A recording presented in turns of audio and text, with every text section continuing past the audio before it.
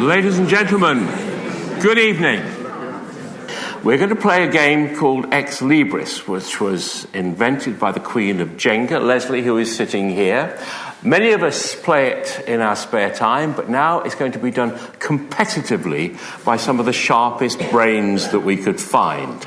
Let me introduce you to them. First of all, the king of... well, it's not quite satire, it's parody.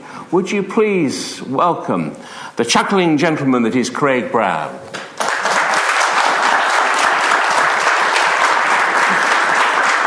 Now, when I was talking to some of my media friends and said about the woman on the panel, hushed tones came over them. They were so darned impressed that we had managed to persuade the uncrowned queen of the global podcast to be with us. The question is, answer me this, which you probably have heard on the podcast, and it's all because of Helen Zaltzman. Would you welcome her, please?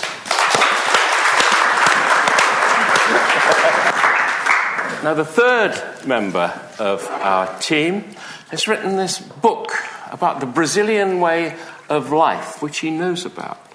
But he likens it all to football. That's the book. But he's also very good on numbers. We shall find out more as the evening progresses. Would you please welcome Alex Bellos. And making up the quartet is the man who's done so much in British comedy. But now he's probably thought of as the king of and the inventor of QI. The legend that is John Lloyd. Okay, so what's going to happen? We have rules. This is the rules for Ex Libris live on stage. During each turn, a different one of our panelists will be appointed the designated reader and will come and sit next to me. I will present the reader with a card on which is written the title, author and plot summary of a genuine book. The reader will read out loud the text on the card, and the three panelists will then be given approximately 5 minutes to write a plausible first or last line for this book. While the panelists scribble away, I'll be chatting to the reader and keeping an eye on the sound timer. When time is up, all have finished writing, I'll gather up the panelists' efforts and hand them to the reader, having first added a card on which is written the genuine first or last line of the book. The reader will then read out the 4 lines, taking care not to reveal which is the genuine one. Then I will invite the panelists, one by one, to vote for the line he or she believes to be the genuine one. Once all panelists have cast their votes, I will then ask the reader to reveal the genuine line, and the author of each of the fake lines will be identified as I start the scoring. Could I have the first volunteer, please, which is you, Craig? Oh, yes. So what do I do? You come and sit here. All right. Round 1, book 1. Here we go. The first book is... The Adventures of Tom Sawyer by Mark Twain, 1835 to 1910. Tom Sawyer lives with his Aunt Polly and his half-brother Sid in the Mississippi River town of St. Petersburg, Missouri. A mischievous and inquisitive boy with a very active imagination, Tom is always getting into trouble, usually with his great friend Huckleberry Finn. From the famous episodes of the whitewashed fence and the ordeal in the cave to the trial of Injun Joe, the story captures not only the fantastic world of boyhood and adventure, but also of life along the great Mississippi River in mid-1800s America. Please write the first words. Starting now. So I'm let off. You're let off, yes. Now, you are known as, well, I think of you as a parodist. Is that how you would define yourself? Yeah, that's my sort of unique selling point, I suppose. I mean, I do normal journalism, I do reviewing. And is this a good time for parodies? I think it is. And one reason, actually, is Twitter. Because Twitter, I don't know if any of you either tweet or read tweets, but it turns even the most intelligent person, like, for instance, Richard Dawkins, into a complete moron. Because you can't write anything of interest in 140 characters or whatever it is. And so, especially for my private eye parodies, I mean, Twitter sort of came in about 3 or 4 years ago, and suddenly this great avenue of idiocy. And you can often just, I mean, a lot of my parodies I just write down what people say, and everyone thinks, oh, how clever, you know, and it's actually just the exact words they've used. And especially with Twitter, that it's such a kind of gush of vanity. Vanity is usually what I'm going for.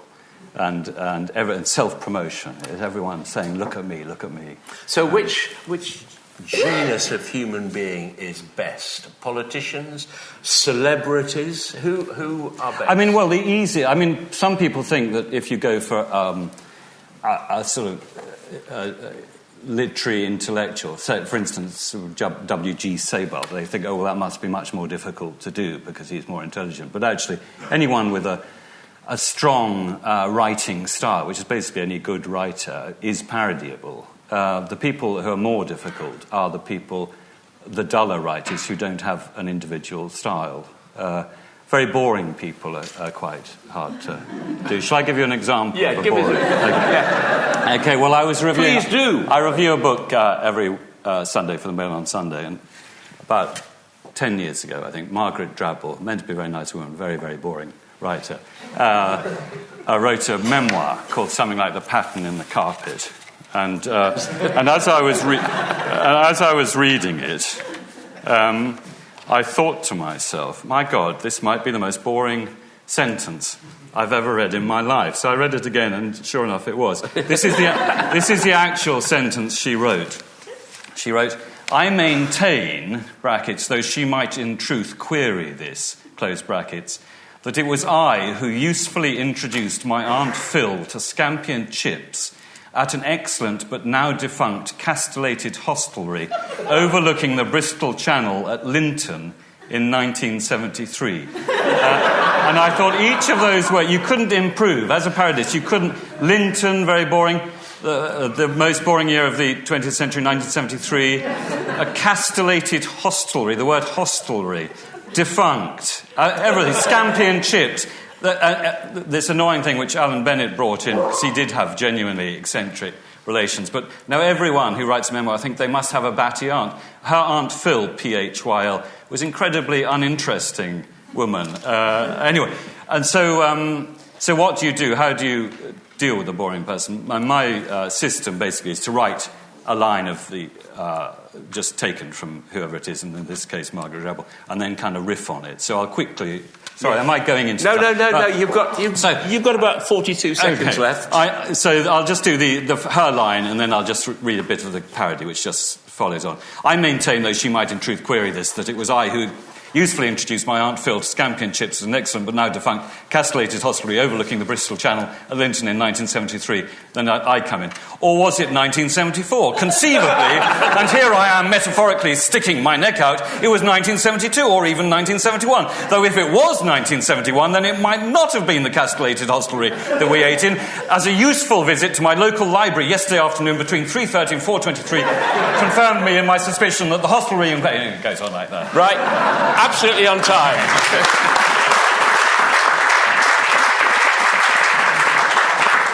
Pens down, candidates, please. Finish writing. Would you hand your papers up, please? I must say I'm very glad that I didn't have to do this one. You do in a minute. I feel that everyone will know the first sentence when they hear it. Do you know this one? I think I'd recognise. I'd be surprised if I didn't recognise it when I heard it. Well, let's see, shall we? Okay. I can't remember. I'll be able to tell the handwritten one. I can't remember what I've written already. And what if I can't read? Somebody was talking writing all the way through the exam. This is number one. Tommy, hollered Aunt Polly, pulling the clothes out of the stream. Second one. Tom, exclamation mark. With inverted commas round. Someone's either very lazy or the real thing. It was a crisp September morning and the ranch was empty. Okay, and the last one to choose from. One bright spring morning in May when the frogs were croaking and the river was glinting. An old man in a buggy came rambling over the bridge. Okay, there's 4 to go on. Helen, which one was it? I might go for the frogs on the buggy. Okay. I've not read it. It seems like the kind of book that frogs and buggies might be in. Alex, which do you think? The final one again. Okay. And John? I'd go for the one with Aunt Polly in.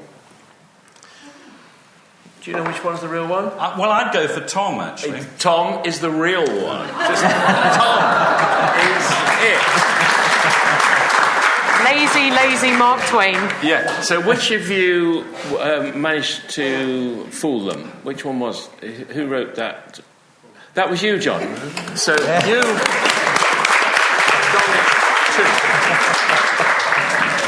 John gets 2 points. Excellent. Well done. So Helen gets 1. Okay. So the scores at the end of round 1, at the end of book 1, round 1. Alex is yet to score. Craig has got 1. Helen has got 1. But John Lloyd is in the lead with 2 points.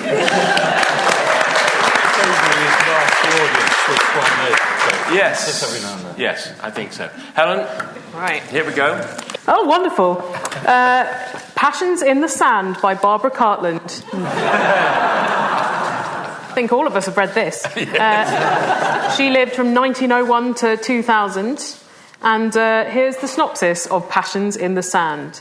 To avoid a brilliant but distasteful social marriage, Vita has made a hazardous journey from Victorian England to the land of the Bedouin, only to fall captive to a masterful, dark-eyed nomad.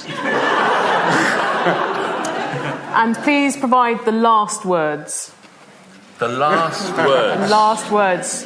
Where could you go from there? Then. Team, here we go. Right, starting now.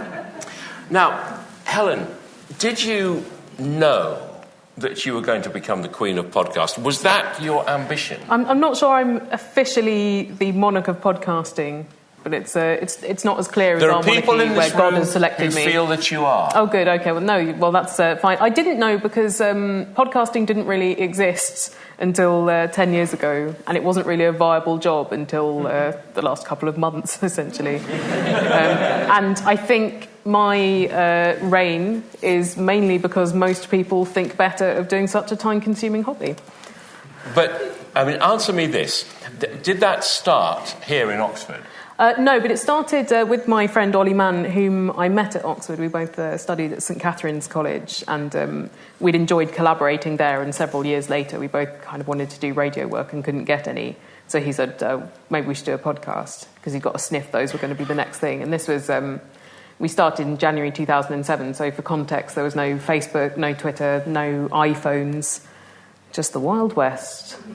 So you decided, because no one would give you a job, you would invent your own. Yeah, that's valuable, right? Yeah. Everyone should try it.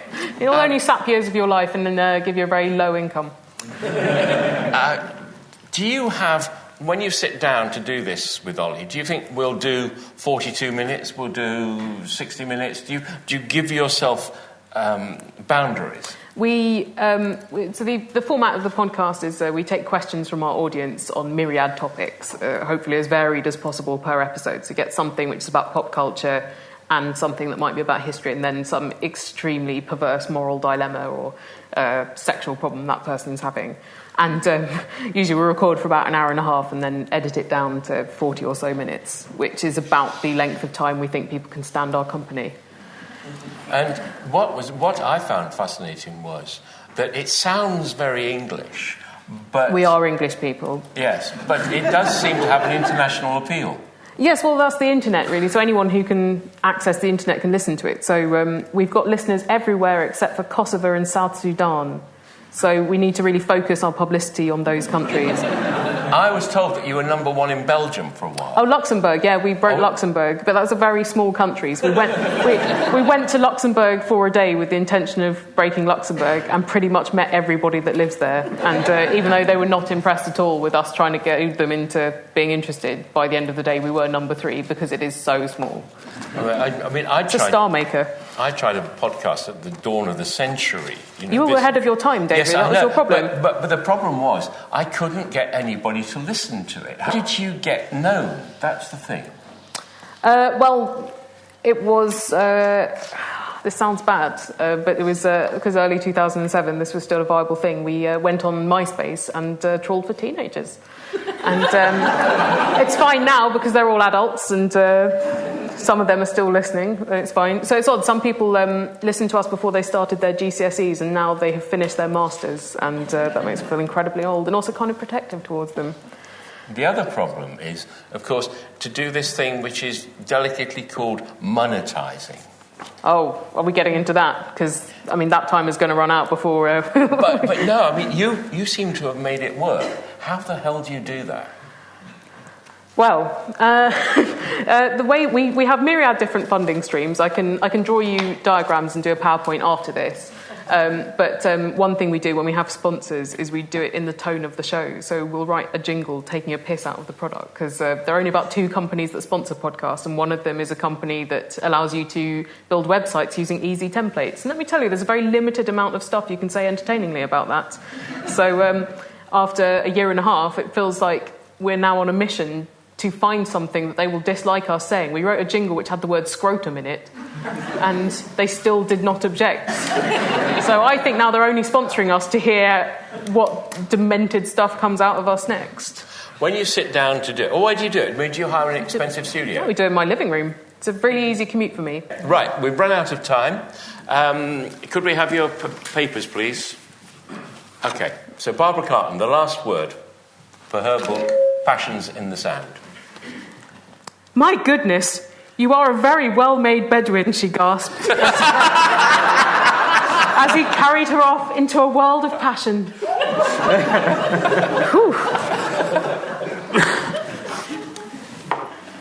As her arms went round his neck, he lifted her up and carried her away into the shadows.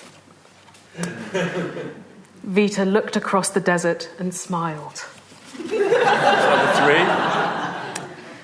3. And the moon rose over the dark meadow, lighting the silken canopy with a buttery glow. From within the tent, nothing could be heard except the rustle of pyjamas and the heavy breathing of the camels. Okay.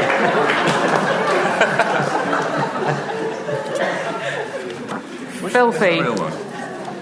Okay. Right, okay. Which one was it, Craig? Let's see, well, I'll just go the desert and smiled one. Yeah. Which is? Number 3. Number 3, okay. And number 2. Number 2. I'll go for Vita looked into the desert and smiled as well.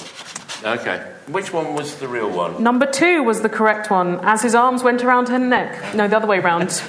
He's carrying her. He lifted her up and carried her away into the shadows. That was the correct one. Right.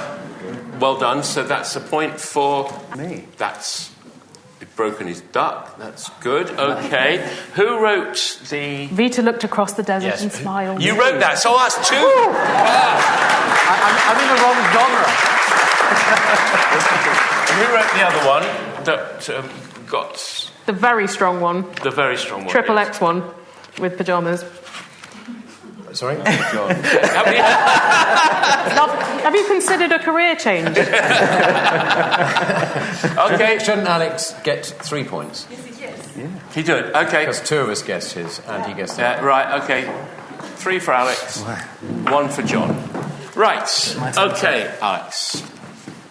Right. Oh, fantastic. The Spy Who Loved Me by Ian Fleming, of course, who was born 1908, died 1964.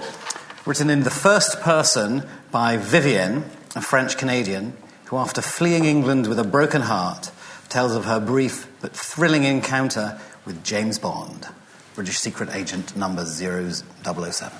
And which bit are we looking for? Please write the first lines. Okay, first lines starting now. Off you go. Right. What's this about you and South America? How do you come to be such an expert? So, I moved to South America, just off the cuff really, in 98.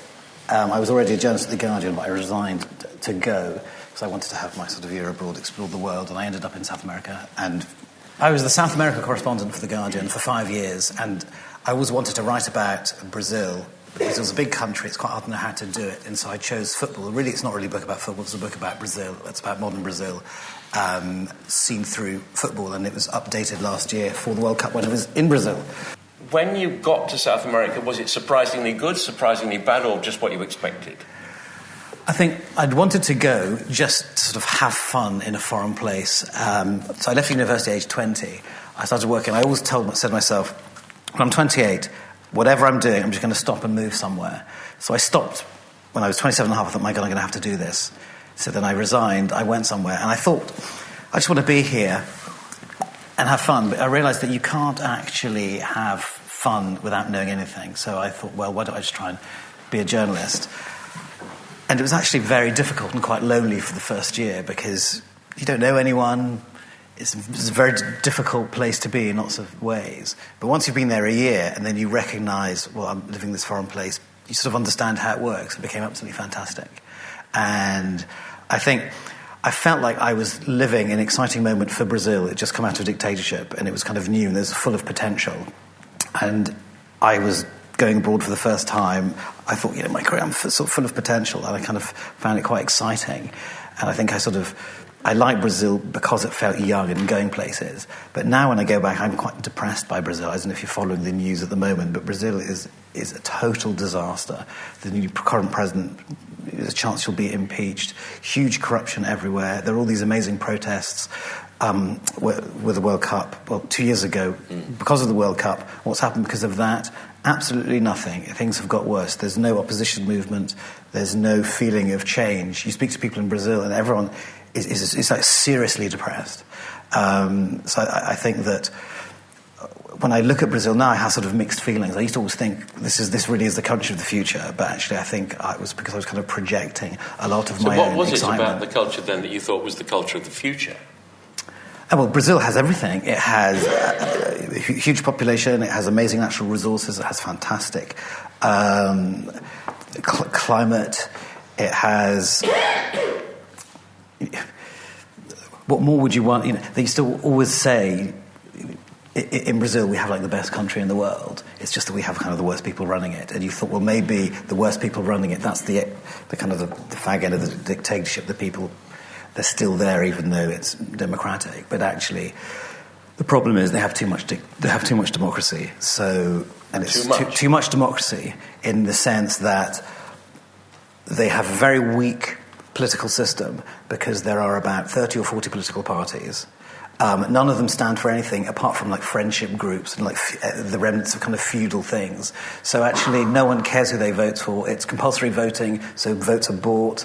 They need a stable, mature democracy with, say, 3 or 4 political parties, where people know what they're voting for. I mean, it's part of a longer conversation, but I think that most people who cover Brazil now are quite depressed. We're running out of time. We're running out of time. But These are going to be really good. I'm sorry, it's just the rules. Can I have your papers, please? Thank you. 1, 2, 3. Oh, God, it's him again.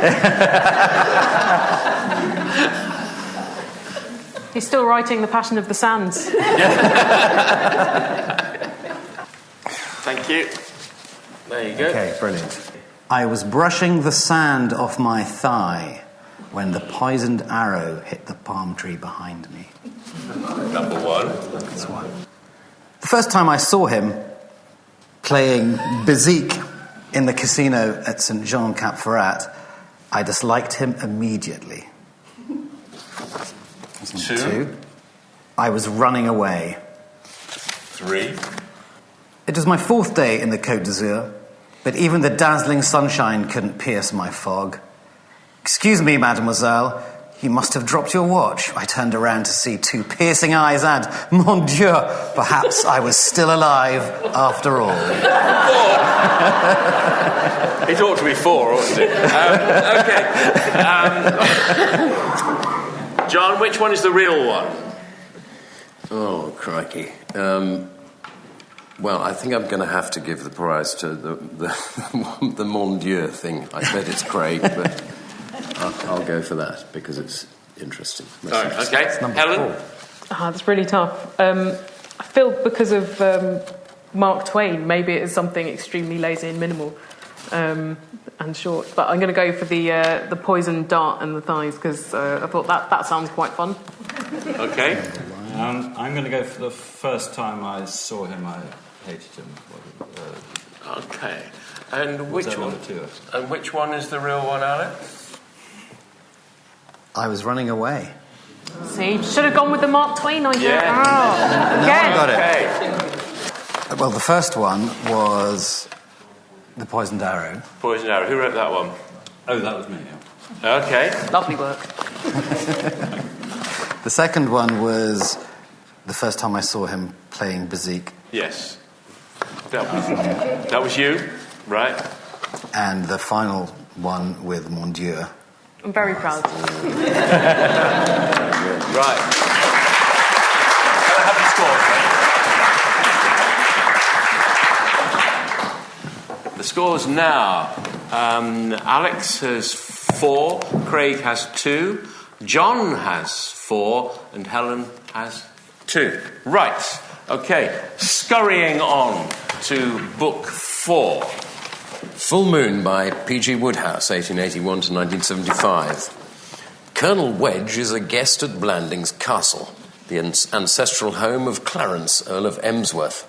He is endeavouring to steer his daughter Veronica, a lovely rose, dumb as a peahen,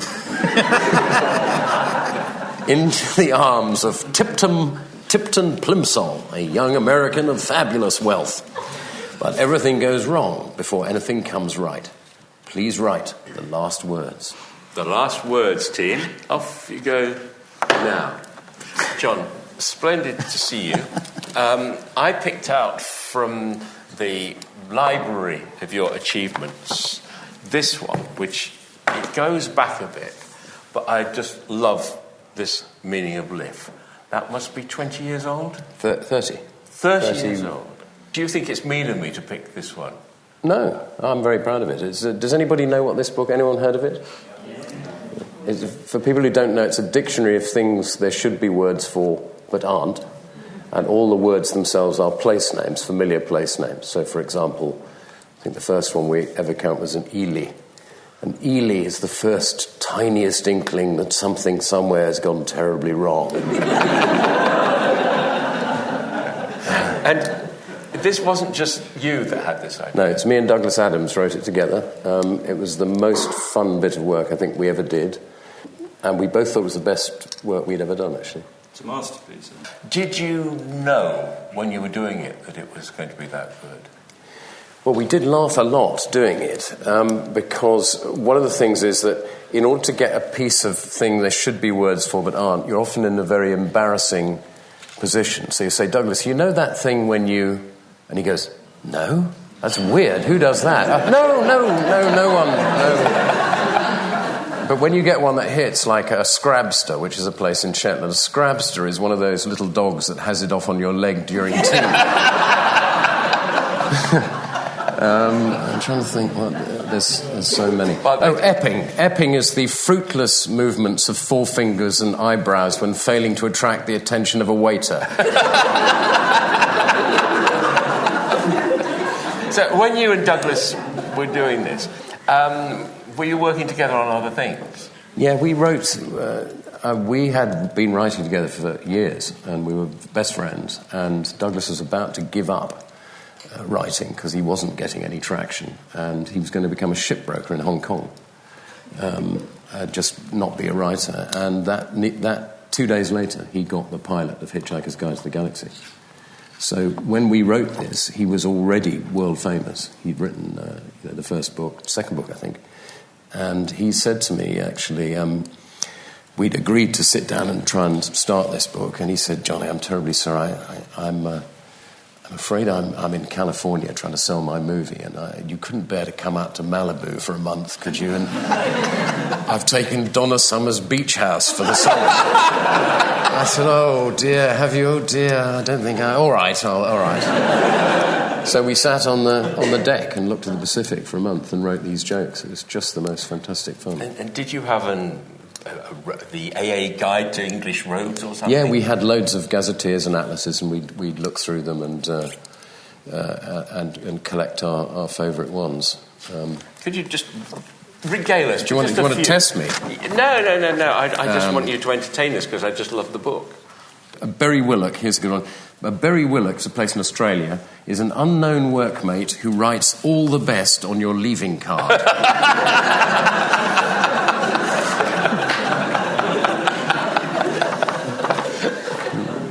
A lot of it's a bit rude, actually, so you don't... Afcot is the sort of fart you hope people will talk after. So we're doing... It's very childish. Okay, we want the last words of Full Moon as written by P.G. Wodehouse, as he might have done. Could you pass your papers up? Here we go. Number 1. He trotted off towards the house, going hippity-hippity-hop like an elderly Christopher Robin. The portrait of Colonel Wedge came to a similar fate. As Veronica bowled off in Tippy's car, the Colonel grunted, "There goes another one." Very good, aren't they? "Oh, what?" piped up Mabel. "What, oh?" echoed Wedge. "What, ho?" I concluded.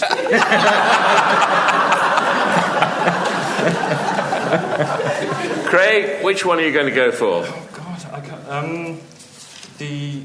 think it was the second. Could we just refresh on which one did you do second, John? Simple. The portrait of Colonel Wedge? Yeah, the portrait of Colonel Wedge. Yeah. And I'd go for that one too, but I'm very tempted by the fourth one. Okay, but you're going for number 2. Yeah. Alex? The fourth one. Fourth one, the hippity-ho one. And what was the fourth one again, John? Oh, what? Piped up Mabel. Yes. What, okay. oh? Who wrote that one? I wrote it. Okay, well done. Magnificent. Okay, and who wrote number 2? The portrait's me. Was that the... Number 2 was the portrait of Colonel Wedge came to a similar fate. Very good. Very Well elegant, Alex, I thought. Yeah, so, and what was the real one? He trotted off towards the house, going hippity-hippity-hop like an elderly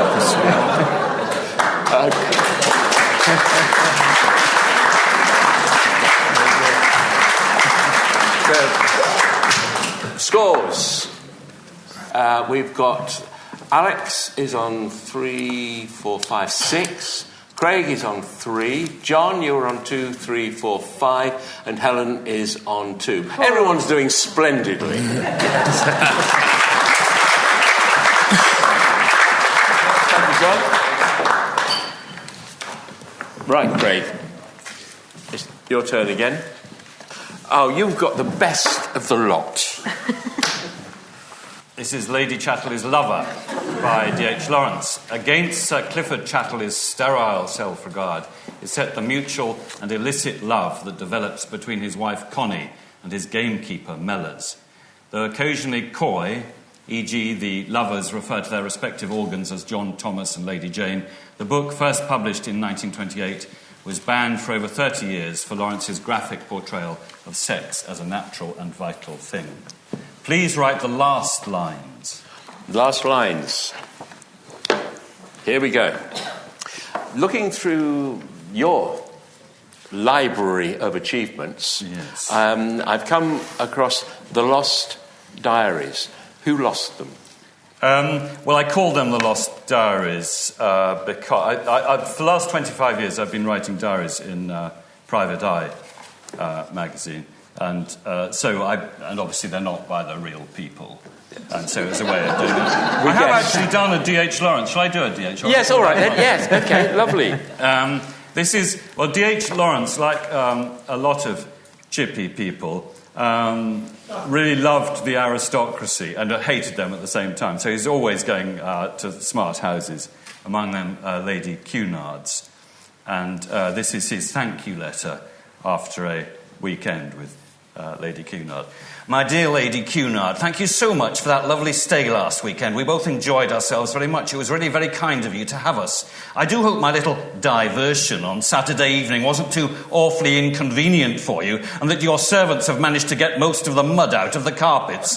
From something you said, or was it just a look? I came away thinking that I may, in your eyes, have done something wrong. If so, I can only apologise. But what is a man if he cannot seize the moment to strip off all his loathsome, lily-livered clothes and wrestle his fellow man naked, strong, tumultuous, full of the very urge of life that lies within them, and all in a deep, soft, dirty, really dirty and splodsome sea of mud. You may argue in your typically grey, bourgeois, corrupt, stinking, decaying way that I had no right to order your gardeners to load 10, 11, 12 wheelbarrows high with sludge from the ditches, wheel them into the blue drawing room and offload them in the air in front of the blazing fire. And you may also argue, you loudmouth bitch, that I could at least have rolled up your priceless carpet, symbol of all that is petty and worthless in this age, and placed it to one side. Finally, once again, many thanks for the most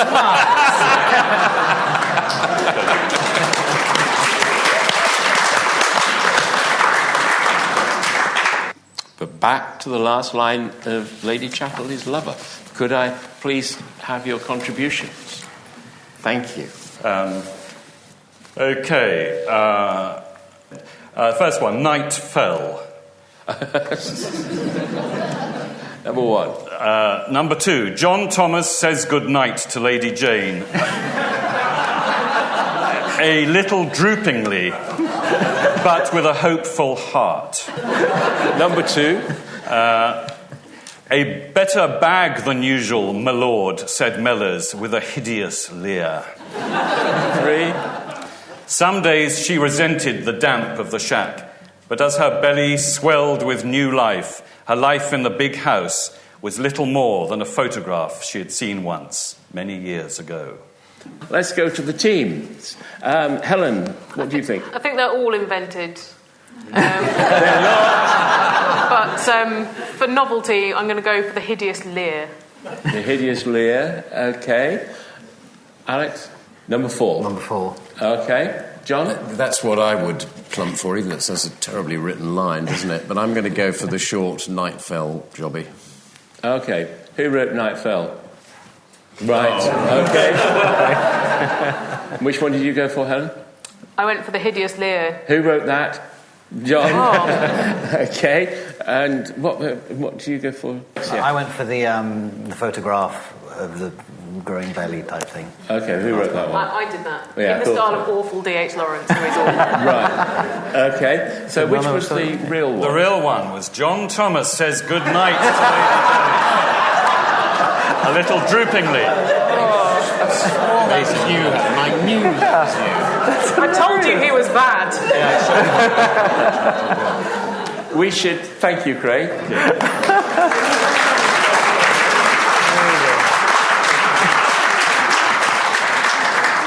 Okay, we should strictly finish, but I think we should do one more. Do you think? I think we can't leave it on that note. No, we can't. Okay, so Alex has got 3, 4, 5, 6, 7.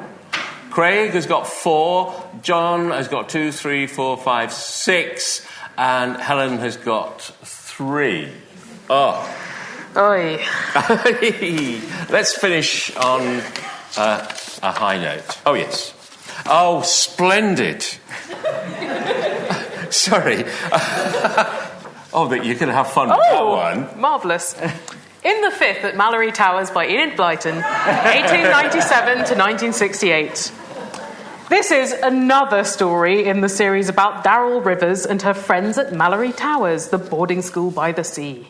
Games, lessons, quarrels, rows, and tricks all form part of the very lively term. But the biggest event of all is the fifth form pantomime, written, acted, and produced entirely by the girls. What a lot of fun, and a surprising amount of trouble the pantomime causes.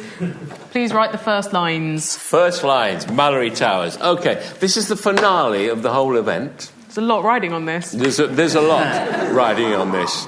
We're looking for something inspiring. Truly Blytonian. Yes. Did you read Enid Blyton when you were working on? Yes. First lines. This Mallory Towers is the only book I had because my mother banned Enid Blyton, but one of her friends, who must have been a saboteur, gave me Mallory Towers for Christmas. And I remember going through it all, proofreading it, because I was a very fun 9-year-old. And what did you read when you got to St. Cat? I read Old and Medieval English. which is not a degree that really lends itself to any kind of use. Except now I've just started making a podcast about etymology. Yes, so after 12 years, it's finally become useful. Now, I wouldn't have thought that. I do happen to know that Mr. Lloyd is a great fan of etymology. Why did you start? Because I thought this is a nice excuse to spend time doing things that I enjoy. The other day I discovered that the etymology of poodle is the same as puddle, because they were water dogs, and poodle in German meant splash. And I don't know why that's important to me, and yet here we are. Hey, Homer, is this a window onto what you do in your spare time? Yeah, now I can pretend that this is work. But I mean, I was going to ask you the serious question. Yes. Because you have had awards for Answer Me This, haven't you? Yes. So I just want to know how you get into the respectable mainstream and get awards for doing this basically secret thing in your front room with your chums. Yeah. Well, I don't want to give away my secrets, because otherwise someone else might take my awards. But the thing with awards, you have to enter them. And I think a lot of people who make shows on their own don't realise that. And also you have to pay to enter, which filters out. Like, you get very disillusioned about awards when you win them. You think, oh, this is fundamentally a money-making exercise for the awarder. Sorry, I've just really brought the tone down. There will be awards for everybody after the show. But yeah, it's odd because, yes, it doesn't necessarily have to be important, but obviously we're amazing, so they wanted to recognise that with trophies that we had to pay for. So, going forward, what ambitions are left? What do you want to do?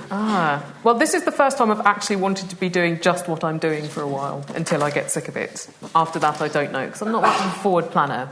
So if the bubble bursts, then I'm fresh out of ideas. And it doesn't seem that I'm very good at playing Ex Libris professionally, so another one ticked off the list. I can't win it now. I can't possibly make up the points at this stage of the game. Don't be desperate. So we're looking... Just a couple more points, David, just for goodwill. We're looking for the first line in the fifth of Mallory Towers. Number 1. Felicity, look, there's Mallory Towers at last, cried Darryl. Do a lot of crying. The bell rang for break, and Mrs. Phillips closed the book with a snap. Number 2. Everybody remembers what happens to Miss Hartington because it took place on the day of the fifth form pantomime. 3. I say, exclaimed Jonty, wouldn't it be the most cracking fun to perform an amusing play at Termend? That's the best idea I ever heard, enthused Mary. OK, team 4. OK. John, what do you think? I go for Miss Hartington. OK. Alex? I went number 2. Number 2, what's that one? The bell rang for break, and Mrs. Phillips closed the book with a snap. OK. Yeah, I didn't think she'd have a Darryl in her books. So I've gone for number 2, close the book with a snap. OK, who wrote that one? OK, well done.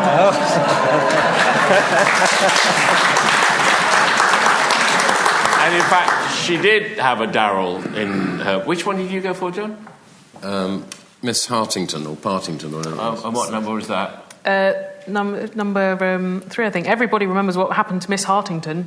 And who wrote that? Well done, So... Felicity, look, there's Mallory Towers at last, cried Darryl, is the correct one. Thank you. And so, before I reveal the final scores, I'm just going to thank you for coming. And I'm going to thank Leslie and Freddie for producing such a fabulous game and suggesting this. A round of applause for the inventors, please.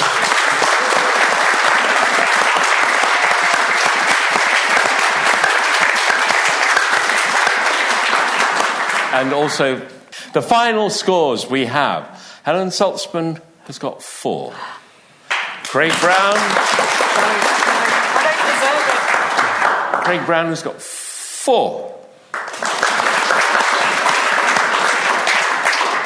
Alex has got 8. As has also John Lloyd.